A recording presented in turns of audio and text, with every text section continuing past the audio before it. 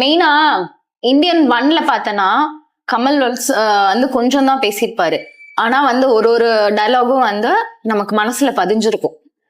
As in அந்த few பிளேசஸுமே அவர் வந்து பெருசா கொடுத்திருப்பாரு. இதுல வந்து என்ன பண்றாரு, எது அவர் எங்க இருக்காருன்னே நம்ம வந்து தேட வேண்டியதா இருக்கு. பேசுறது வந்து வளவள திரும்ப திரும்ப திரும்ப திரும்ப like it was easy to guess the dialogues. Indian 1 is always a classic. அதெல்லாம் வந்து அன்டச்சா விட்டுருக்கணும். ஆனா ஏன் இந்தியன் 2 எடுத்தாங்கன்னே தெரியல. அண்ட் அதான் நான் சொன்ன மாதிரி தான், இந்த படத்துல கமல் வந்து அவர் ஒவ்வொரு சீனுக்குமே வந்து லெந்தியா பேசிட்டே இருக்காரு. லைக் ஒவ்வொரு சீனுக்கும் அந்த எக்ஸ்பிளனேஷன் கொடுக்கறது அது எப்படி இருக்குன்னா, ஆஸ் அ நம்ம நீங்க போறீங்க கொலை பண்றீங்க அது எல்லாருக்கும் புரியுதுதான். அதை எக்ஸ்பிளைன் பண்றதெல்லாம் அது ஈஸி கெஸ்ஸிங்கா இருக்கு. அதுவும் இல்லாம it was a lengthy shot. Correct இல்ல? ஆமா, எல்லா ஷாட்டுமே ரொம்ப லெந்தியா இருந்தது. அவ்வளோ இது பண்ணிருக்க வேண்டாம்.